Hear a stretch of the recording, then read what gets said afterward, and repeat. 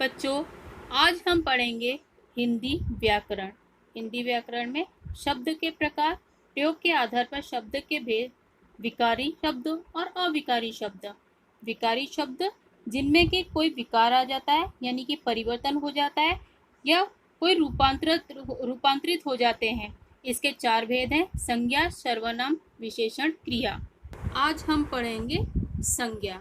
संज्ञा की परिभाषा इस प्रकार है: जो शब्द किसी व्यक्ति, वस्तु, जाति, स्थान, भाव या गुण का बोध कराएं, उन्हें हम संज्ञा कहते हैं। जैसे मनुष्य, जाति, अमेरिका, भारत, स्थान, बचपन, मिठास, भाव, किताब, टेबल, वस्तु आदि। संज्ञा के 5 भेद होते हैं जो इस प्रकार है: व्यक्तिवाचक संज्ञा, जातिवाचक संज्ञा, भाववाचक संज्ञा, समूहवाचक संज्ञा और द्रव्यवाचक संज्ञा। जो आज हम पढ़ेंगे सब व्यक्तिवाचक संज्ञा, प्रॉपर नाउन कहते हैं इसको इंग्लिश में। जिन शब्दों से किसी विशेष व्यक्ति, वस्तु या स्थान के नाम का बोध हो, उसे व्यक्तिवाचक संज्ञा कहते हैं। जैसे व्यक्ति का नाम रवीना, सोनिया गांधी, श्याम, हरि, सुरेश, सचिन आदि। वस्तु का नाम कार, टाटा चाय, कुरान, गीता, रामायण आदि। स्थान का नाम ताजमहल, कुतुब मीनार, जयपुर, दिल्ली आदि। दिशाओं के नाम उत्तर, पश्चिम, दक्षिण, पूर्व।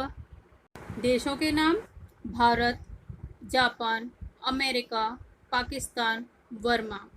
राष्ट्रीय जातियों के नाम भारतीय, रूसी, अमेरिकी। समुद्रों के नाम काला सागर, भूमध्य सागर, हिंद महासागर, प्रशांत महासागर। नदियों के नाम गंगा, ब्रह्मपुत्र, कृष्णा, कावेरी, बोलगा, सिंधु। पर्वतों के नाम हिमालय, विंध्याचल, अलकनंदा, कराकोरम। नगरों, चौकों और सड़कों के नाम वाराणसी, गया, चांदनी चौक, अशोक मार्ग। पुस्तकों तथा समाचार पत्रों के नाम रामचरितमानस, ऋग्वेद, इंडियन नेशन। ऐतिहासिक युद्धों और घटनाओं के नाम पानीपत की पहली लड़ाई, सिपाही विद्रोह, अक्टूबर क्रांति। दिनों और महीनों के नाम मई, जुलाई, अक्टूबर, मंगलवार, सोमवार। त्योहारों और उत्सवों के नाम होली, दीपावली, रक्षाबंधन, विजयदशमी। व्यक्तिवाचक संज्ञा। व्यक्तिवाचक संज्ञा के उदाहरण इस प्रकार हैं बच्चों: रमेश बाहर खेल रहा है। सेकंड, महेंद्र सिंह धोनी क्रिकेट खेलते हैं। मैं भारत में रहता हूँ। महाभारत एक महान ग्रंथ है। अमिताभ बच्चन एक कलाकार हैं। ऊपर दिए गए शब्दों में रमेश, महेंद्र सिंह धोनी, भारत, महाभारत व अमिताभ बच्चन संज्ञा शब्द कहलाएंगे, क्योंकि ये शब्द किसी विशेष व्यक्ति, वस्तु या स्थान का बोध कराते हैं।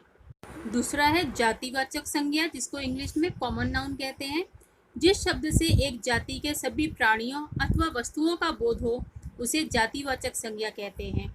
बच्चा, जानवर, नदी, अध्यापक, बाजार, गली, पहाड़, खिड़की, स्कूटर आदि शब्द एक ही प्रकार के प्राणी, वस्तु या स्थान का बोध करा रहे हैं, इसलिए ये जातिवाचक संज्ञा हैं।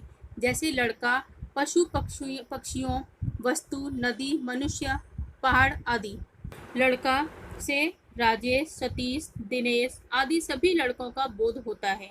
पशु पक्षियों से गाय, घोड़ा, कुत्ता आदि सभी जाति का बोध होता है। वस्तु से मकान, कुर्सी, पुस्तक, कलम आदि का बोध होता है। नदी से गंगा, यमुना, कावेरी आदि सभी नदियों का बोध होता है। मनुष्य कहने से संसार के सभी मनुष्य जातियों का बोध होता है। पहाड़ कहने से संसार के सभी पहाड़ों का बोध होता है। जातिवाचक संज्ञा के उदाहरण: फर्स्ट, स्कूल में बच्चे पढ़ते हैं। सेकंड, बिल्ली चूहे खाती है। थर्ड, पेड़ों पर पक्षी बैठे हैं। ऊपर दिए गए वाक्यों में बच्चे, चूहे, पक्षी जातिवाचक संज्ञा शब्द कहलाएंगे, क्योंकि ये किसी विशेष बच्चे या पक्षी का बोध न कराकर सभी बच्चों व पक्षियों का बोध करा रहे हैं। भाववाचक संज्ञा: थकान, मिठास, बुढ़ापा, गरीबी, आज़ादी, हंसी, चढ़ाई, साहस, वीरता आदि शब्द भाव, गुण, अवस्था तथा क्रिया के व्यापार का बोध करा रहे हैं, इसलिए ये भाववाचक संज्ञाएं हैं।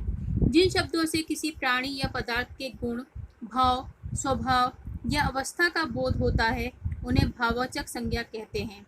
जैसे उदाहरण ईमानदारी, उत्साह, बचपन आदि।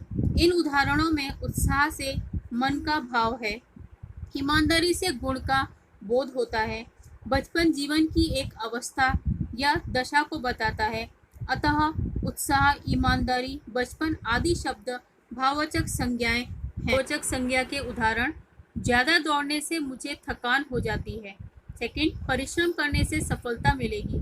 ऊपर दिए गए वाक्यों में थकान से थकने का भाव व सफलता से सफल होने का भाव व्यक्त हो रहा है, इसलिए ये भाववाचक संज्ञा शब्द हैं। समूहवाचक संज्ञा, जिस संज्ञा शब्द से वस्तुओं के समूह या समुदाय का बोध हो उसे समूहवाचक संज्ञा कहते हैं। जैसे व्यक्तियों का समूह, भीड़, जनता, सभा, कक्षा, वस्तुओं का समूह, गुच्छा, कुंज, मंडल, गोंद। समूहवाचक संज्ञा के उदाहरण भारतीय सेना दुनिया की सबसे बड़ी सेना है। कल बस स्टैंड पर भीड़ जमा हो गई। मेरे परिवार में 4 सदस्य हैं। ऊपर दिए गए वाक्यों में सेना, भीड़ व परिवार एक समूह का बोध करा रहे हैं, इसलिए ये समूहवाचक संज्ञा कहलाएंगे। आखिरी और 5वां प्रकार है द्रव्यवाचक संज्ञा। जिस संज्ञा से नाप तौल वाली वस्तु का बोध हो उसे द्रव्यवाचक संज्ञा कहते हैं।